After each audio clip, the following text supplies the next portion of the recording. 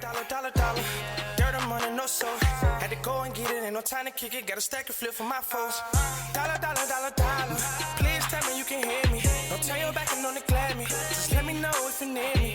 Dollar. Let me watch out for my partners. Keep my money long, get my team strong. Let me run away from my problems. Yup, let's get original crew, man. We're back.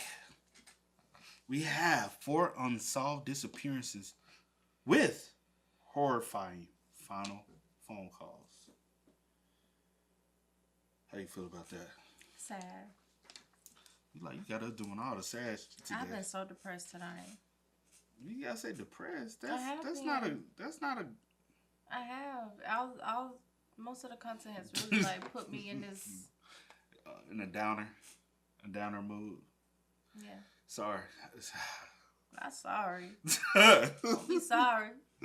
With that being said, man, before we get into it, make sure you check out the links in the description box. Down below. You already know where to go if you want to first support. All you have to do is check out down below. Also, if you enjoyed today's visuals, knock it in with a thumbs up.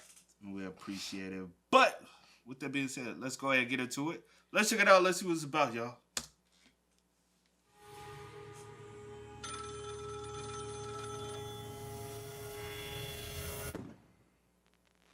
The day is July 4th, 1999, America's Independence Day. The location, Yerevan, Colorado. It's a nice day with a high of 90 degrees. One family wanted to take advantage of this, and so before they went out to go watch their fireworks later that night, they all decided to go swimming in a locally known swimming hole. This is where the family would discover a pickup truck resting at the bottom of the muddy water. Not sure what to make of it, the family called the police.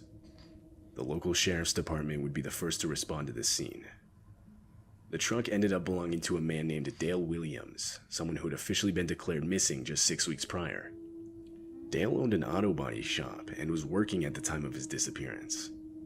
One of his friends who he had hired was working with him at the time and recalls exactly what happened that day. The two were sitting in the office when the phone to the auto body shop started ringing. Dale picked it up and began talking. Now, his friend couldn't hear everything that was said, but Dale would give him a short summary when he finished the call. The caller claimed to be stranded in what's known as Paradox Valley, which was north of Dale's shop. Their motorcycle had broken down on them, and they were requesting a tow, which Dale agreed to help out with. He then set out. This call would be the last call Dale would ever answer. He never came home that night. Damn. What? Just going to... No way.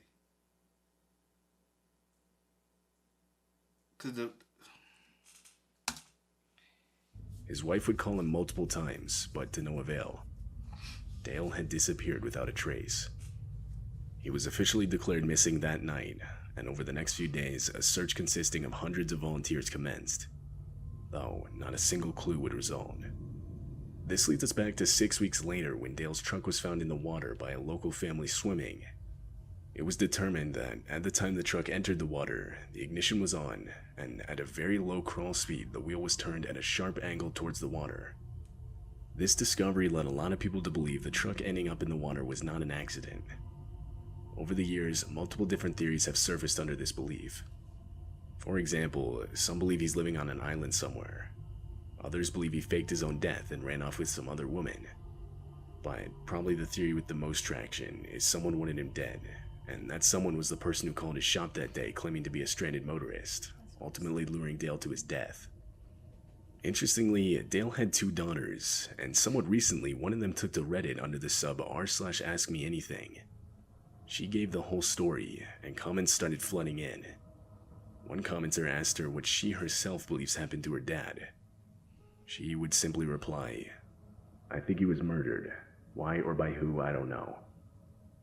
Some speculate the person responsible was a man that was one of Dale's ex-friends. 1 year before Dale had gone missing, him and his wife had helped move the man's ex-wife away from him out of state to safety without his knowledge. That could be, because I was gonna say, if you want to go with the theory that he ran off with another woman, that can be, but I doubt you'll just get rid of your truck. And you know what I'm saying? I went too soon. No, I was just saying if you want to go with that. Yeah. I'm going with the latter. I think the person that Call. called has something It was a to setup. do. Yeah, that's what I'm thinking. That's what my mom. As soon as he said, my mom went there. Because it seems as though the area, location where they wanted you to come was a deserted area. Kind of Secluded where nobody would, you know what I'm saying, find unless you like actually know and go into the spot and know about it or something like that. Yeah, or just, but it's not something where a lot of people probably heavily travel. Yeah. But how would somebody call you? Well, you got cell phones back then. What year he said? I think, 90, 98, 99. You got cell phones back then. But everyone didn't have it, but a lot of people did. Yeah. It's just... I think something definitely happened. Foul play. But you kidnapped, then did it. I'm just gonna say foul play. I don't know for sure. But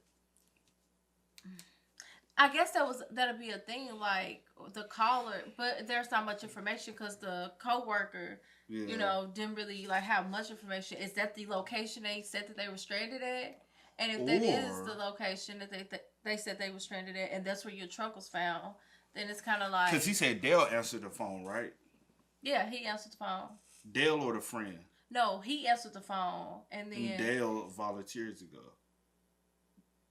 Which one is Dale? The one that's missing. Dale answered the phone. So the one that's missing answered the phone. The one that's missing answered the phone. And so the coworker had said that he couldn't hear everything, but when Dale got the phone, he explained to him, hey, someone is stranded. I'm going to go out and help them. Let me give this theory then. Yeah. How is it possible? Could it possibly Dale was going to do something else or meeting someone else, and he just gave you this story, but that's also could not be the true story. You get what I mean? And Dale could have been like, it could have been somebody about some money, about something else, and things didn't go right. But when it all boils down to it, if that is the case, regardless of the fact, we can agree that something happened. And somebody tried to get rid of your vehicle to try to have some evidence. So, yeah, we both kind of feel... Oh, yeah, I'm off of it. I just think something happened to him. Foul play. This clearly made the man angry, as a month after the move, he put torn up pictures of the four of them next to bullets all scattered on the ground of Dale's shop. Oh, shit. What? So clearly a motive is there. And it turns out that after Dale's disappearance, he was even captured taking down missing posters of Dale around the town. He was brought in for questioning, but denied any involvement. He ended up passing a polygraph test, and supposedly had an alibi around the time Dale went missing. Thus, he would be ruled out by law enforcement. Just hate him. To this day, it's unknown where Dale is, or who called his shop the day of his disappearance. I still would look into him, but, you know, like he could just hate I would like the to man, know what his alibi was. But he could just hate the man to the 10th most degree, so. Yeah. Back in 1991, a then 22-year-old named Angela Hammond was living in Clinton, Missouri. She was a student at Central Missouri State University, meanwhile also working at a bank. On April 4th, Angela and her fiancé, Rob Schaefer, had plans to go to a barbecue together. When it started wrapping up, Rob knew he had to get home, because he was supposed to be watching his little brother until his mom got home. Angela dropped him off at his house, but the two still wanted to hang out. They decided that Angela would call him in a few hours to work out a spot where they could meet downtown. Meanwhile, Rob would watch his brother. Cut to a few hours later, and sure enough, Rob's phone started ringing. Now, again, this was 1991, so Angela was calling from a payphone rather than a cell phone. She was using one that was located in the center of town, only 7 blocks from Rob's house. The two started discussing where they wanted to meet up, but after a few minutes, Angela mentioned a truck she saw that had circled the block a few times in a row now. Rob would later say that she described it as a green pickup with this really distinct decal of a fish jumping out of the water, covering the entire back window. Though, it wasn't until parked right next to her that she became genuinely concerned. A man got out and briefly used the second payphone just next to her. He then walked back to his car and pulled out a flashlight as if he was looking for something. Rob listened as Angela asked the man if he needed to use the phone, assuming the one he had tried to use was broken. The man responded saying it was fine, and that he would try again in a minute. Rob and Angela continued their conversation, not thinking much about the encounter. But shortly after, the sound of Angela's screaming shot through the line. Without even thinking, Rob immediately dropped the phone and got in his car to drive the 7 blocks to the payphone. He made it about halfway when he noticed a pickup truck speed past him in the other direction. Not only that, but he also reported to have heard a panicked woman's voice screaming his name out of the window. Rob threw his car in reverse and began chasing down the pickup. But what he didn't know at the time is that him throwing his car into reverse as fast as he did had severely damaged the transmission. Oh, God. 2 miles into the chase, and his car began to stall. Wow. Eventually, his car came to a complete stop. He watched as the truck's taillights faded into the distance. Authorities were almost immediately notified of the situation. Over the next few days, Missouri State Highway Patrol checked hundreds. We ain't try to get the license plate number the whole time we traveling. Description of the truck. Well, the car would have been more ahead of him because it's going the opposite direction, so he's having to turn around. And then sometimes when people be like in a moment, it's like I get what you're saying, most definitely. But I'm just saying, I'm just trying to. Registered trucks matching the description Rob gave them, but none of them were a match. Unfortunately, blame would start to shift towards Rob himself. Police suspected he had made the whole story up, and in reality, he was responsible for Angela's disappearance. Though, in only a week, this lead would get thrown out. 2 witnesses in the area at the time had come out reporting to have seen a truck matching the description Rob gave. And in addition, Rob had also now passed a polygraph test. Over the years, there have been many different unconfirmed sightings of Angela in different states, but whether these are real sightings or not is unknown. As far as we know, that phone call Rob and Angela had on the night of her disappearance would be the last phone call she would ever make. Now that's just sad, bro. That's sad. That's sad, bro. Like, cause instead of y'all trying to look at Rob, y'all was and trying to gear in, probably like, all right, he's gonna be our top number one suspect. The clues and information is getting lost. The more we look at him, the more we're not looking at certain clues that could point in the direction of finding her. The only thing I wish Rob would have possibly... It's the license plate. That would have been, that definitely would have been like key to narrowing it down to, someone. Especially, now if you can get the exact numbers. Partial. Or even the county. Something. The county that the vehicle is registered to, because then we can be like, all right, let's find every last truck that's this make and model that's registered in this county. At least narrow it down, because if you're just looking for the make and model of their truck, especially if it is that type of Ford truck, that's a very popular. But I will say the license plate would have been. I will say the license plate would have been easier to get than the county, especially depending on how far he was, because that'll be the letters and numbers or whatever, or however it is, will be bigger than the county itself. Especially in that moment, you in a panic, you trying to help, trying to get. I wonder what kind of car he had just for him to throw it in reverse like that and transmission go out like that. But it is 1991, so maybe like a small sedan or something. Yeah. I don't know why I pictured this whole thing in my head, because I'm so visual. Little I pictured white a Pontiac. blue one. I don't know why I pictured a blue car. Like an Oldsmobile type shit. I don't know what I'm saying? You know them little Ford Oldsmobiles? Yeah, I don't know why I pictured this whole thing in my head. The street, the payphone, the way he threw his car in reverse. I pictured everything. And them lights back then were not good on them cars, bro. Them little yellow lights. Yeah. I ain't gonna lie. Unless you tail on, like you said earlier, you ain't getting that lights. Not with them lights back in the day. Them lights was horrible. And then we don't know how fast the truck was going. How the truck's far. Don't get that damn fast. I'm gonna let you know. My daddy had a couple of. But that's sad, bro. But if he do got a little gap, depending on the type of car he had, and the transmission was already going out, he ain't catching up that fast. He can keep a distance as far as the eye, but I'll be so devastated just knowing like I was right there. You know what I'm saying? And then his car had to give out on me, because if it wasn't for that, he would have been able to follow the truck, hopefully. Without losing him. Yeah.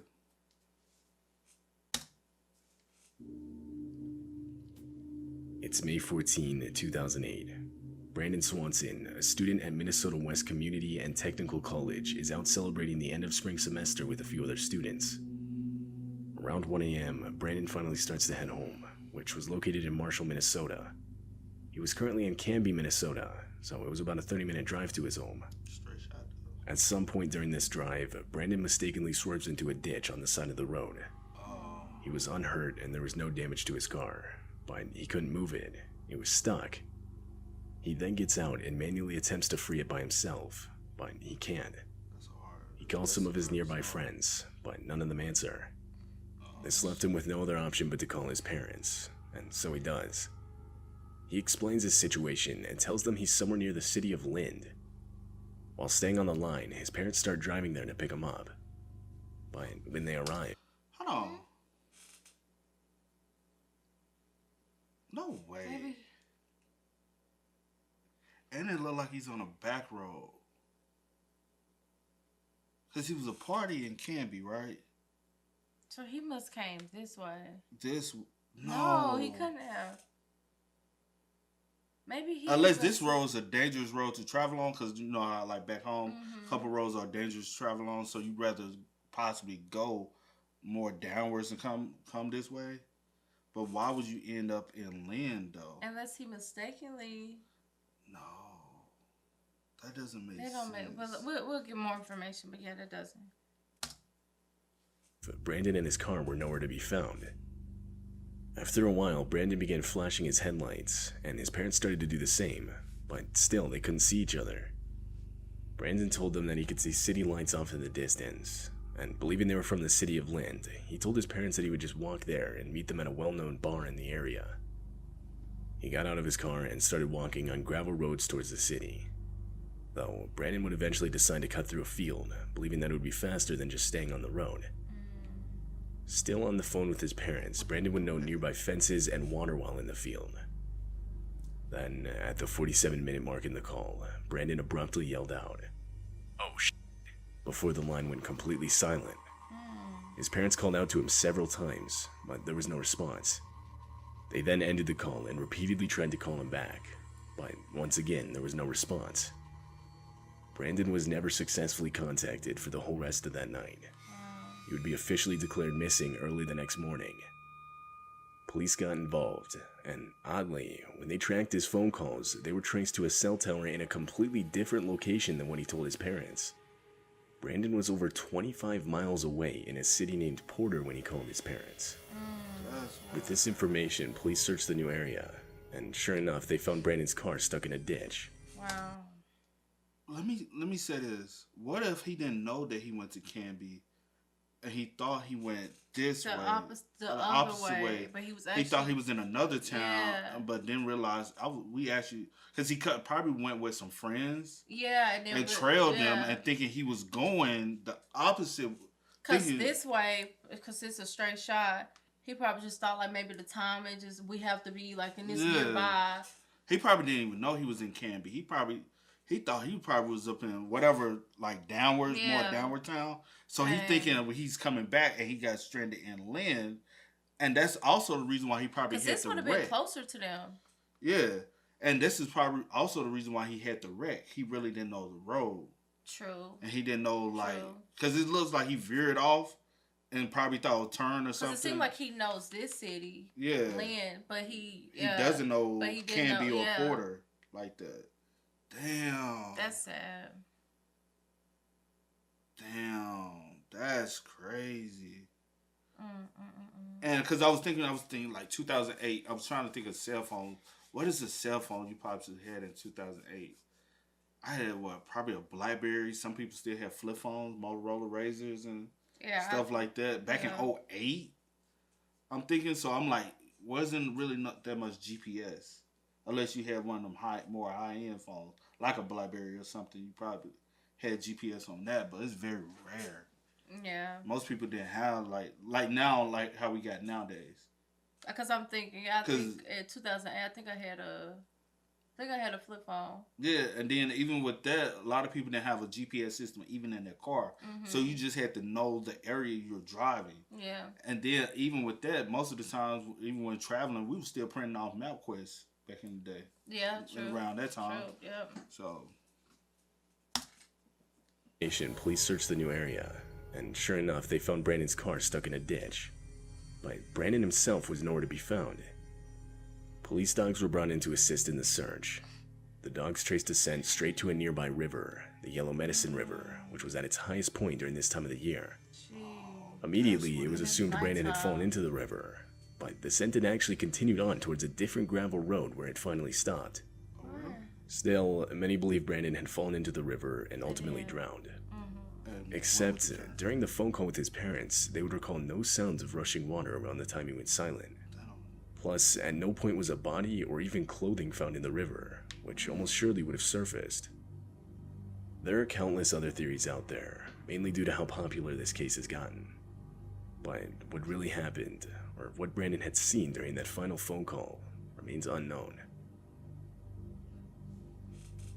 Okay, because he traveled to a road because he possibly got hit by a car or something. He said, "Oh, and somebody hit him, and possibly I feel like somebody could have panicked and moved the body or took the body with him.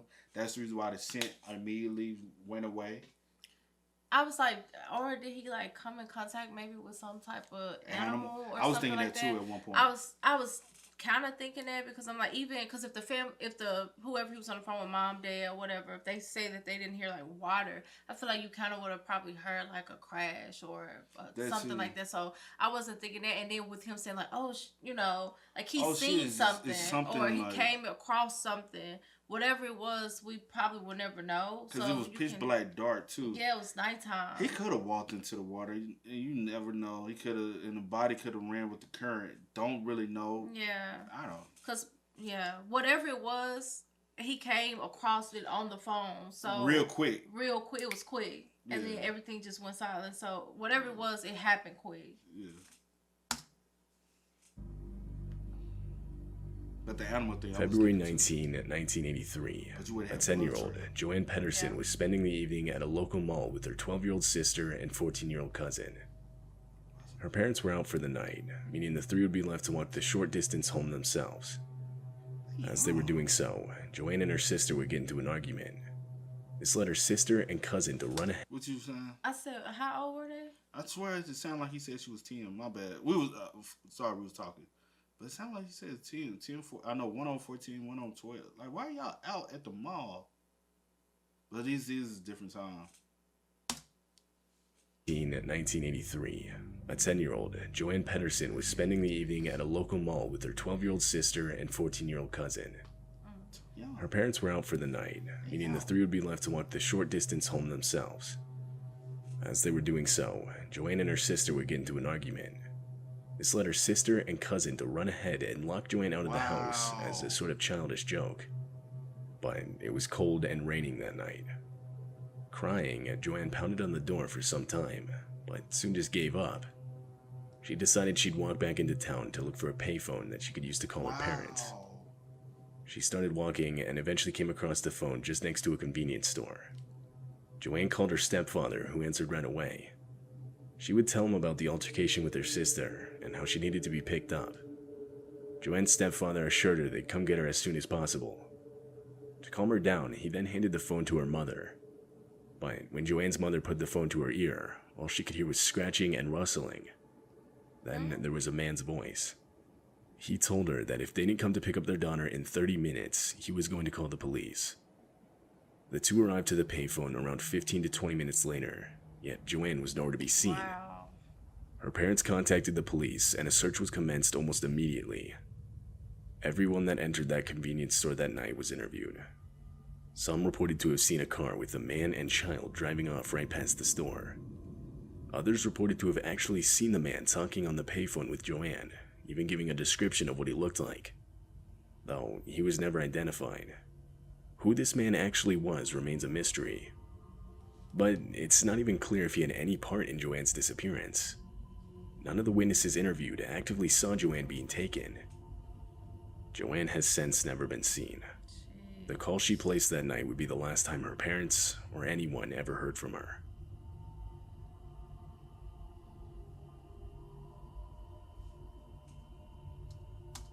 I ain't gonna speak on this situation. Yeah, 'Cause that- what I that really want to one- say, That one made me mad. So I'm just gonna. what I really want to say, a lot of people ain't gonna like it. A lot of people gonna feel That so. is that. I'm just gonna. That's fucked up all yeah, around. Bro. all around, really is. So On many the different parents, levels. on the siblings, on the cousin. Everybody dropped the ball in that situation. Why the fuck are we out at the mall? Well, 10, 12, 14-year-old walking. I understand times in 83 was different, Yeah, but it still wasn't safe. yeah, Especially at night. Come on now. Ain't y'all gonna lock her? Boy. yeah. And a lot of people I know gonna say, well, let me just stop while I'm ahead. Y'all, with that being said, man, y'all spam us up in the comment section Please down below, do. man. These was very bizarre situations, man. But as always, I will go with the name DJ McKidd. This is Here to post. We are. Kid and C. We are. Go and get it, ain't no time to kick it. Got a stack and flip for my foes. Dollar, dollar, dollar, dollar. Please tell me you can hear me. Don't turn your back and don't neglect me. Just let me know if you need me. Dollar, dollar, dollar, dollar. Let me watch out for my partners. Keep my money long.